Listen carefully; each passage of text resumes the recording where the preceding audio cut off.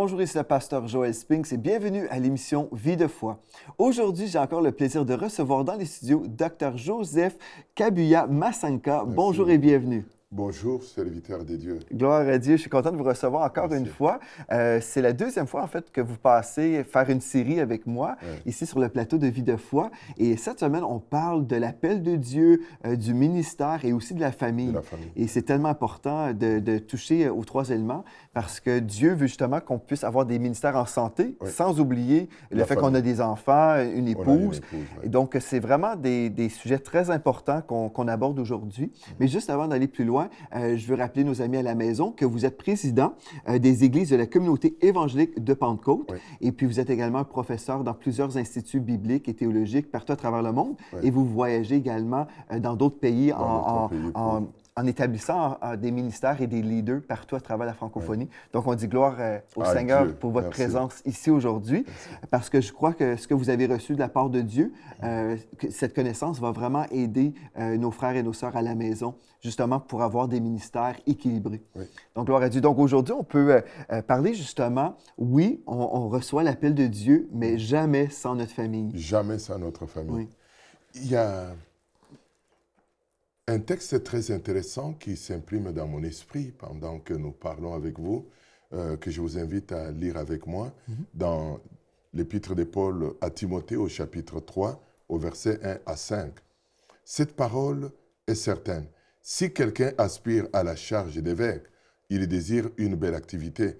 Il faut donc que l'évêque soit irréprochable, mari d'une seule femme, sobre, sensé, social, hospitalier, apte à l'enseignement, et qu'il ne soit ni adonné au vin, ni violent, mais conciliant, pacifique, désintéressé, qu'il dirige bien sa propre maison et qu'il tienne ses enfants dans la soumission, avec une parfaite dignité. Si quelqu'un ne sait pas diriger sa propre maison, comment prendra-t-il soin de l'Église de Dieu?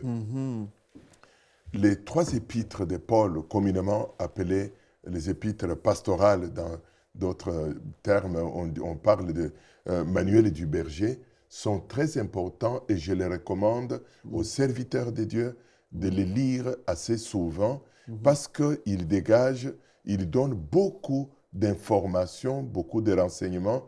Même ceux qui ont déjà été dans le ministère longtemps, il est bien de les relire de temps en temps, non seulement pour prêcher, mais pour se nourrir soi-même. Amen.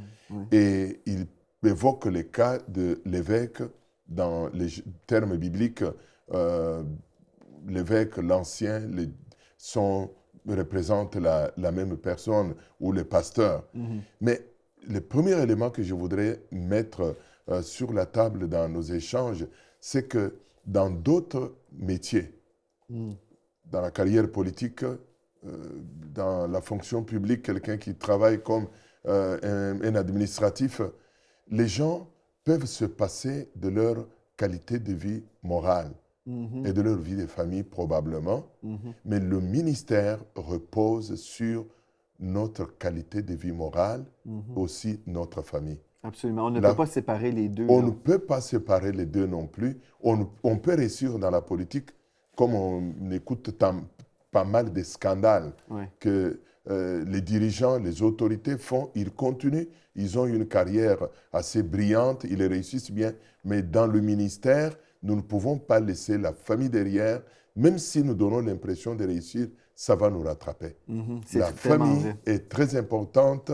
Elle est l'église de base, elle est le foyer sur lequel nous devons nous fonder pour réussir à l'extérieur. Si nous avons échoué à l'intérieur, nous ne réussirons pas dans le ministère. C'est ça. Je me souviens, il y a un temps, il y a eu un scandale aux États-Unis d'un président, et ça faisait les manchettes et partout, tout le monde parlait de sa vie privée. Oui. Et puis, c'était le grand scandale, mais les gens le défendaient disant, écoute, ça, c'est sa vie privée, et puis on voit en politique, ça se passe bien, mais dans le ministère, c'est impossible. Impossible. Et quelqu'un qui souhaite répondre à l'appel de Dieu doit aussi accepter les mandats et les critères de Dieu. Parce que je sais que quand on accepte l'appel au ministère, on accepte également de vivre sous un microscope.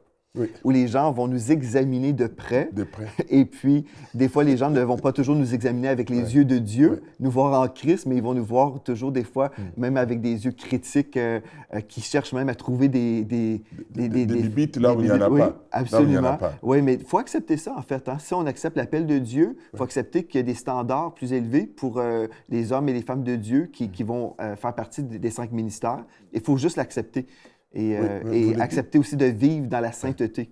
Vous le dites avec raison, parce que la vie d'un serviteur de Dieu est comme un drapeau sur la ville. Mm. Ouais. Quand les gens viennent même de loin, l'homme de Dieu est une référence, ou la femme de Dieu.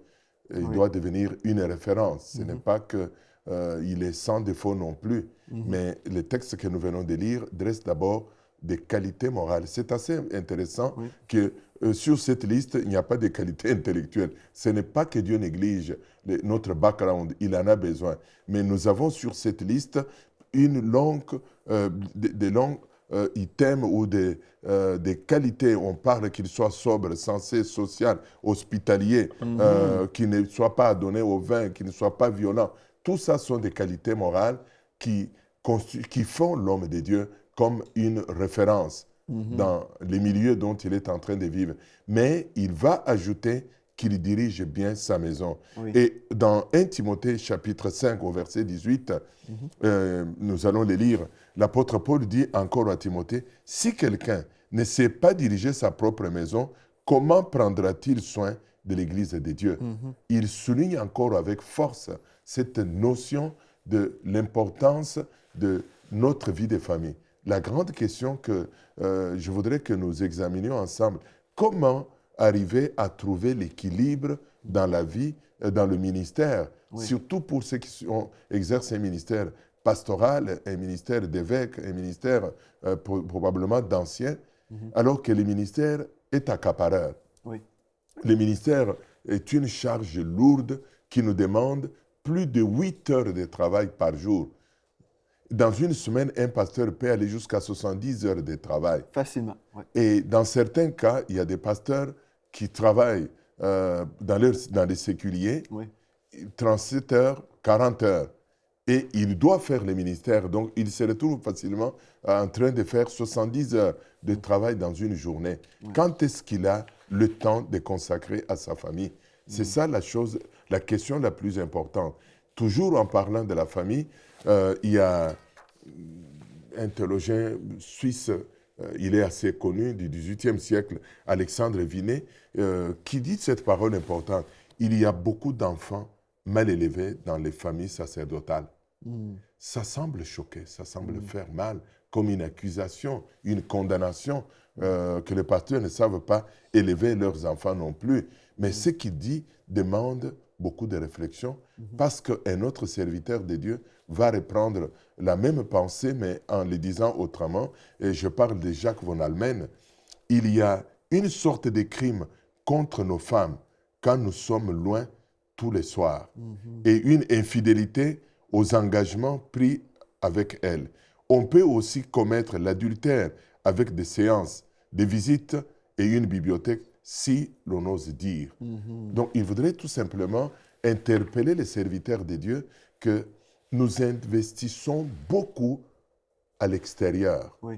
Nous répondons aux appels des tierces, des gens dans l'Église. Nous voulons plaire, bien faire notre ministère à l'extérieur et nous laissons notre famille en train de périr. Comment être époux pasteur de bonne qualité, être chef de famille, un bon berger? Comment être papa, un bon papa, être aussi berger de l'Église de Dieu? C'est cet équilibre que les pasteurs doivent aller chercher. C'est un défi quand même parce que on voit l'œuvre du ministère, on voit les besoins constamment, les gens nous sollicitent. Et puis, quand on a un cœur de berger, premièrement, pour être un berger, il faut avoir le cœur de Dieu. Il faut aimer les gens. Oui, donc, si on aime les gens, on voit une personne en souffrance, on peut dire, OK, je vais passer en priorité cette personne, oubliant nos enfants à la maison, parce qu'on se dit, bien, nos enfants vont bien, et puis j'ai cette personne qui crie en ce moment, je vois une personne vraiment dans le besoin. Mais avant d'arriver là, je crois une chose importante aussi, c'est de prévoir une relève et avoir une équipe pastorale, avoir une équipe ministérielle, même si les gens ne sont pas pasteurs. Mais vraiment, c'est important de s'investir dans nos leaders, parce que moi, je l'ai vécu dans ma propre vie. Il va toujours y avoir des besoins. Une personne, on va secourir une personne, elle est calme, mais tout d'un coup, il y a une autre personne dans le besoin. Et finalement, on peut toujours travailler. Moi, je peux travailler facilement 15 heures par jour. C'est facile, très facile. Et pourtant, je n'aurais pas terminé mon travail. Je vais me coucher et dormir. Et pourtant, j'ai encore des personnes que je n'aurais pas rejoints. Et ces mêmes personnes vont dire, le pasteur n'a pas le temps pour moi. Mais pourtant, on est des êtres humains. C'est curieux ce que vous soulignez. L'Église ressemble à une salle d'urgence. Oui. Tout le monde vient vers son pasteur avec pression de dire « Fais vite, mon cas est beaucoup plus grave ». Le pasteur peut se transformer en pompier. Vous venez de dire tout à l'heure que le pasteur ne doit pas tout porter. Le pasteur doit former des leaders autour de lui et faire confiance à des collaborateurs qui sont avec lui, même s'ils sont débutants. Parce que nous avons débuté quelque part avant d'arriver là où nous sommes. Mais c'est comme si nous sommes tout le temps en train d'apprendre. Et en formant des équipes, faire confiance aux équipes et apprendre à l'Église de faire confiance à d'autres leaders. Une manière de référer, c'est aussi mettre en valeur ce que les autres leaders font, montrer que le pasteur les apprécie, citer même un exemple de déclaration qu'un collègue ou un autre ancien a faite, ou quand il a prêché, reprendre des éléments de sa prédication pour montrer que ce qu'il a dit est vrai, à la valeur. Ainsi, les gens apprendront, ah, le pasteur cite l'ancien tel, ah, le pasteur nous a envoyé un tel, et puis quand ils font des rapports, dire non, ce qu'il a fait est très important. Donc, c'est qu'avant d'être pasteur, on est époux. Avant d'être pasteur, on est père de famille. Un enfant de pasteur a de besoins qu'un autre enfant exprime, d'avoir son père. Quand mon fils qui me regarde, il me voit d'abord papa, avant de me voir son pasteur, alors que j'ai des couronnes sur ma tête d'être papa et d'être pasteur. Mais ça arrive que nous laissons des confitures notre famille, nos enfants. J'ai écouté l'enfant d'un serviteur de Dieu que je connais, que je respecte beaucoup, qui a eu un grand ministère de réveil dans son pays, rendre témoignage dans notre église, devant la congrégation, pour dire « J'ai mis longtemps de venir au Seigneur parce que l'église avait volé mon père. » Il y a eu un silence de mort dans l'église. Et cette parole est venue m'interpeller, de dire « Comment l'église a-t-elle volé son père ?» Tout simplement parce que le père a donné les meilleurs à l'extérieur. Quand il revient à la maison, c'est un homme fatigué qui ne donne rien à son épouse. Donc, il est très important dans notre agenda de travail de savoir que notre épouse, c'est notre élie du cœur. C'est notre préférée. Elle a besoin de nous. Au besoin, c'est bloquer un jour par semaine où nous allons marcher avec notre épouse, nous allons faire l'épicerie avec elle, nous allons jouer, nous allons faire les sports avec elle, l'accompagner dans les diverses courses qu'elle a besoin de nous. Et j'oserais dire, quand on fait ces choses-là, on ne parle pas de l'Église. On ne parle pas de l'Église. Moi, j'ai déjà pris cette décision parce que c'est certain, parce qu'on vit, quand on est pasteur, on vit l'Église, n'est-ce pas? Comme dans la maison, mon épouse et moi, on travaille dans le ministère, donc c'est certain qu'on va parler de notre vie. Donc, si notre vie, c'est le Seigneur et le ministère, bien, on va parler forcément des choses qui sont dans notre vie, mais il faut même prendre la décision mentale de ne pas parler de l'Église. Vous soulignez des éléments très importants. Le premier élément, c'est nous sommes toujours pris par deux pièges. Piège d'activisme, de nous donner à fond, parce que nous voulons garder une image que les gens disent de nous. C'est un bon pasteur. Lui, à n'importe quelle heure, nous pouvons l'appeler. Ça, c'est le piège qui peut nous quitter. Nous devons savoir que c'est Jésus qui résout les problèmes des gens, ce n'est pas nous. Amen. Nous devons travailler dans les normes, dans les disponibilités de temps que le Seigneur nous a confiées. En deuxième lieu, c'est aider le peuple de Dieu à savoir qu'il y a des moments où le pasteur est chez lui, il a besoin de repos. il m'est arrivé un dimanche de dire à notre congrégation que dimanche après-midi, quand nous terminons la congrégation, j'ai 7 enfants qui sont tous mariés. Donc, ce qui fait que les dimanches, ils viennent à la maison. Avec leurs enfants, nous devons manger ensemble. Je dois m'occuper de mes petits-enfants. Mais j'ai été interpellé par mes enfants. Alors que les enfants étaient à la maison, moi, j'étais toujours sur mes textos, en train d'envoyer des textos, de recevoir des téléphones. Ils m'ont dit, papa, pourquoi nous venons ici? Nous venons ici pour avoir un temps de famille. Mais pas pour que vous continuiez le ministère, les commentaires que les gens ont sur votre prédication, les gens qui ont des questions à vous poser. Non, ils ont la semaine, mais consacre-nous le temps. Oui. J'ai demandé pardon à mes enfants, j'ai ramassé mon courage d'en parler à la congrégation. Écoutez, tel jour, le dimanche après-midi, tous mes enfants sont à la maison, je m'occupe d'eux, je m'occupe de mes petits-enfants et les gens ont bien accueilli la chose. Les gens ont appris que le dimanche après-midi, les enfants des pasteurs et ses petits-enfants sont à la maison. Et quand ils ont des besoins, j'ai des collaborateurs qui peuvent recevoir des appels et juger la pertinence si c'est vraiment quelque chose de grave. Mais parfois, quand on regarde des serviteurs autour de nous, ils sont qualifiés, ils font même mieux que ce que nous sommes en train de faire. Et Dieu les a placés pour travailler avec nous. Donc, j'ai créé un cadre tel que les dimanches, quand j'arrive à la maison, je coupe mon téléphone. Et les dangers que vous avez dit tout à l'heure étaient importants parce que quand nous arrivons à la maison, à la longueur des journées avec mon épouse, c'est parler toujours de l'Église, de ce qu'on a vu, de ce qu'on a entendu, de ce que nous allons faire. Mais nous avons dit, mais écoute, ça nous dépasse là. On dirait que notre salon est le prolongement de l'Église. On doit mettre fin à cela. Quand nous arrivons à la maison, nous devons parler de nous et de nous-mêmes. Oh, combien ça fait du bien d'un époux pasteur, de donner le meilleur à sa femme, de l'apprécier, de l'encourager, présenter des projets qui l'excitent, des choses que vous voulez réaliser ensemble. Et des projets qui concernent la famille. Qui concernent la famille. Un voyage, des rénovations. On parle d'autres choses. Je me souviens aussi, on m'a déjà sollicité une fois. Il y avait un couple en crise. Ils m'ont appelé vers 20h30 le soir. Pasteur, on a besoin de te parler, c'est une urgence. Parfait, j'ai reçu ce couple dans mon bureau. Ils arrivent vers 21h. Et puis finalement, je disais, OK, mais ça fait combien de temps que vous vivez cette crise?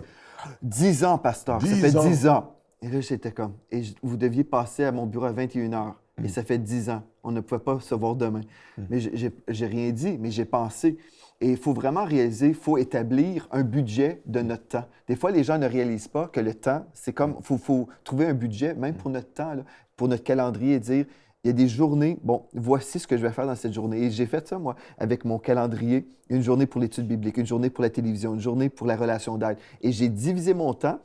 Et si les gens disent, bien, c'est urgent, je vais voir dans ma journée pour la relation d'aide, mais sinon, on va avoir d'autres ouvriers dans l'équipe. Parce que sinon, on va me solliciter. Et puis, c'est le cas pour tous les ouvriers. Et on peut se donner corps et âme, mais peu importe, on va toujours avoir des gens insatisfaits. Parce que Dieu est l'unique réponse. Les gens ne doivent pas être dépendants de nous, mais ils doivent être dépendants de Dieu. Oui, mais le danger qui nous quitte dans les ministères, c'est de rendre les gens dépendants de nous. Que le pasteur, j'ai des solutions à tout. Il y a un cours que j'enseigne à la faculté, le cours d'éducation pastorale. J'ai fait faire un exercice très intéressant aux étudiants, mais c'est à la fin de l'exercice que je leur explique. Je demande de fournir un planning d'une semaine de travail. Alors, mettez une caméra à vos ceintures et écrivez-moi d'abord la planification, ensuite ce que vous avez réalisé et que vous n'avez pas réalisé. Mais c'est curieux ce que je vois.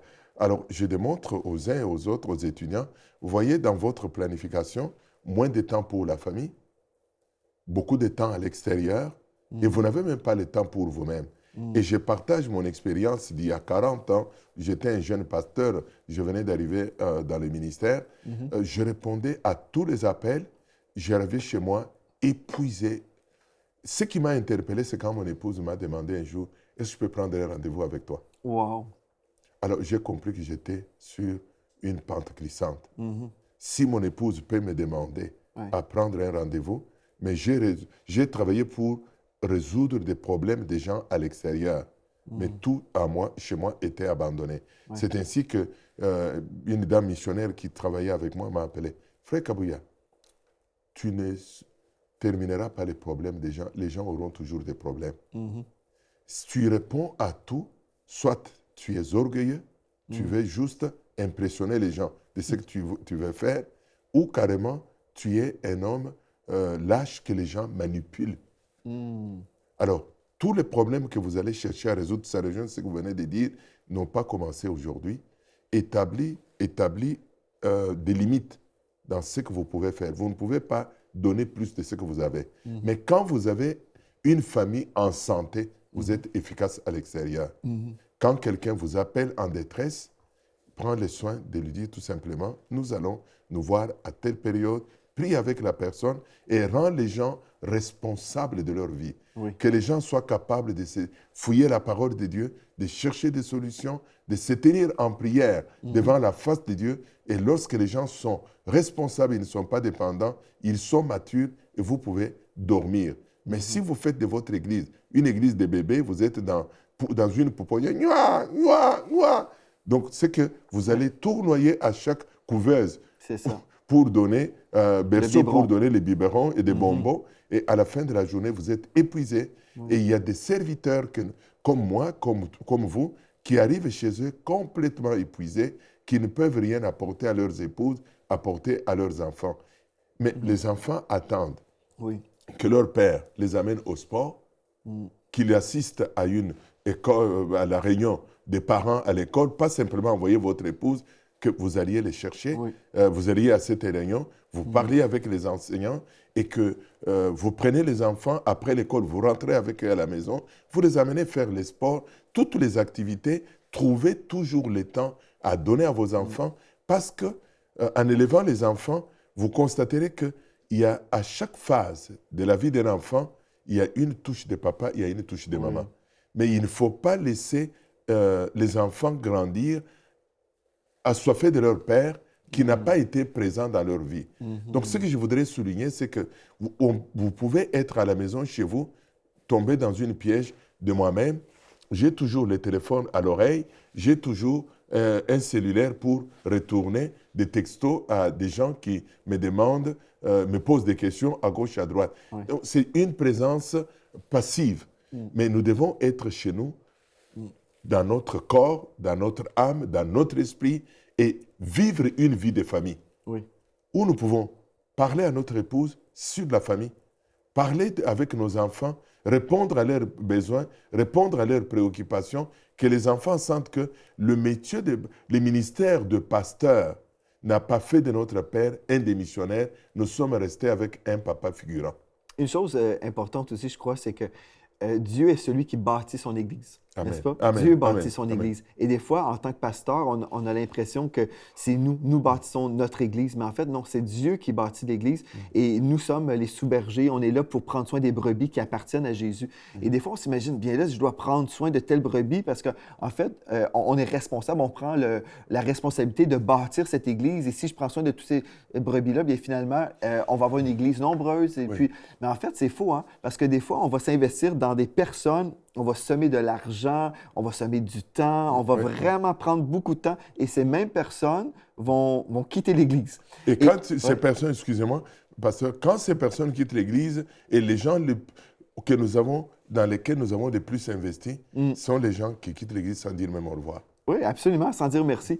Et oui, et donc, on a passé du temps, on a investi du temps dans ces gens-là et si on a oublié nos enfants, qui demeurent éternellement avec nous. Oui, il faut vraiment mettre des priorités aux bonnes places et vraiment dire, je dois prendre soin du premier ministère que Dieu m'a donné et mon ministère commence dans mon salon. Je le dirais autrement que avant le ministère, il y a la famille. La santé de notre famille est comme le baromètre de tout ce que nous faisons à l'extérieur. Et c'est très important d'investir dans notre maison parce que les enfants et notre épouse sont le reflet de notre ministère. Parce que si nous avons tout donné à l'extérieur, nous avons laissé la famille en mauvaise santé, ce qui va arriver que ça va nous rattraper à un moment ou à un autre. Quand ça nous rattrape, c'est que ça va briser le ministère. Les mêmes personnes pour lesquelles nous avons donné les meilleurs, ce sont les juges de demain pour dire, mais regarde ces enfants, de quoi ils parlent, nous connaissons bien sa famille. Mais est-ce que nous voulons dire de laisser les hommes, les femmes qui sont dans les besoins. Non, ce n'est pas ce que nous voulons dire. Nous voulons dire tout simplement que le premier ministère que nous avons est notre famille. Ma famille est ma priorité. Oui. Et ensuite, je dois trouver l'équilibre entre le ministère, savoir que j'ai autant d'heures que je consacre à l'œuvre de Dieu, mais comment soutenir mes bras? C'est en suscitant d'autres ouvriers dans l'Église et dans une équipe de travail, se répartir des tâches. Qu'il y a tel pasteur, lui est chargé de tel volet. Quand vous avez des besoins, dirigez-vous vers lui. Tel ancien est chargé de tel autre volet du ministère, dirigez-vous vers lui. Pour que nous ne portions pas tout à seul, parce qu'à un moment ou à un autre, nous ne serons pas efficaces, nous allons nous écrouler. C'est vrai.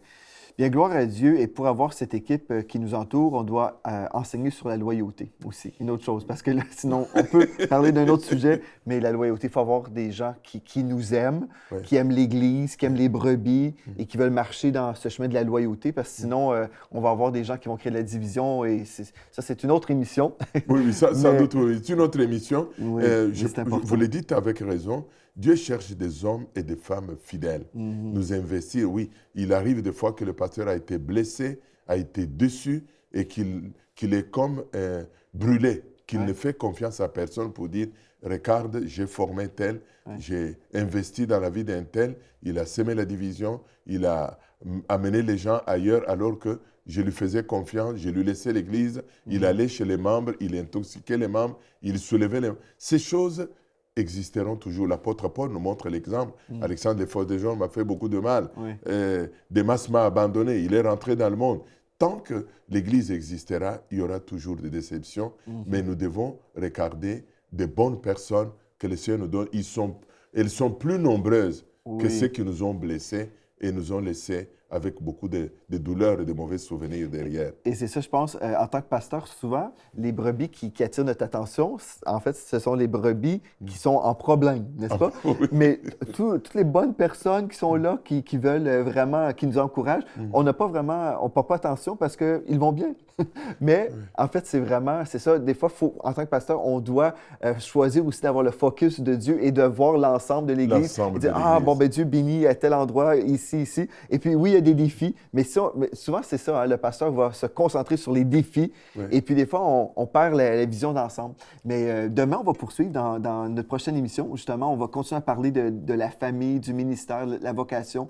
Et puis, on va continuer à grandir dans les voies de Dieu. Je crois qu'il y a plusieurs hommes et femmes de Dieu qui sont en train de peut-être apprendre aujourd'hui et dire, OK, je vais faire des changements pour la santé de ma famille. Notre agenda. Amen. L'agenda. Oui, amen. Donc, merci d'avoir été là aujourd'hui. Merci à vous.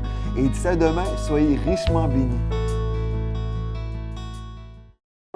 Cette émission est rendue possible grâce au précieux soutien des partenaires d'Enseigne-moi Canal International.